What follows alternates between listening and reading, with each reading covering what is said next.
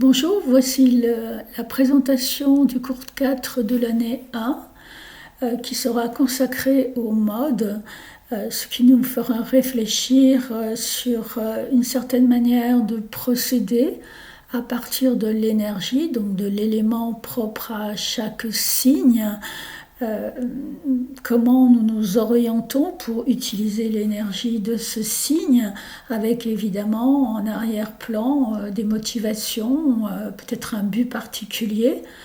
La notion de direction sera très importante. Nous évoquerons le dynamisme et le symbolisme des signes cardinaux, conquête, émergence, franchissement de seuil, de cap qui implique une notion d'engagement, avec tout ce que peut supposer cette notion d'engagement, ceci pour ne pas tomber dans le piège de l'inconstance. Nous verrons la dynamique et le symbolisme des signes fixes, qui propose toujours une interaction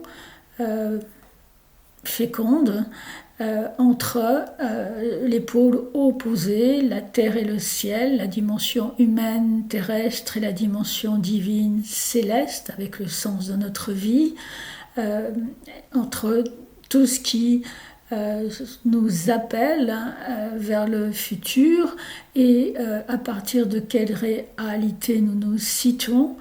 Il y a dans chaque signe fixe une dimension, un enjeu particulier par rapport à cela. Et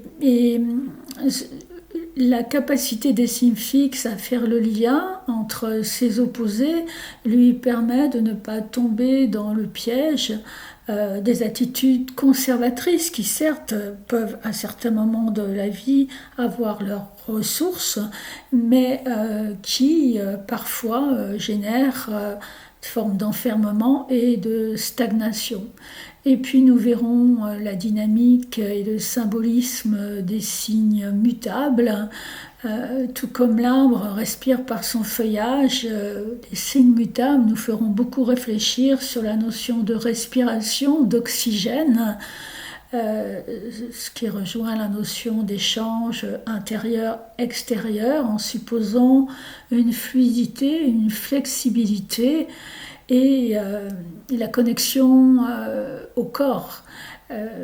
Bien sûr, tous les signes du zodiaque proposent un ancrage dans le corps, et ça n'est pas propre qu'à l'astrologie, mais dans ces signes mutables, la connexion au corps est soulignée tout particulièrement parce que par cette ouverture au mouvement intérieur, extérieur et inversement, donc la respiration, les signes mutables peuvent éviter de tomber dans le piège de la confusion, de la dispersion. Voilà pour ce cours 4 qui fera suite, donc je vous le rappelle, au cours 2 qui présente les signes à partir de leur symbolisme, à partir de leurs glyphes. Ce cours 4 fera suite évidemment au cours 3 qui lui présente les 4 éléments, et ce cours 4 précédera le cours 5 où nous aurons toute l'interaction élément-mode qui va donner encore une autre approche des ressources de chaque signe astrologique. Merci de votre écoute. Au revoir.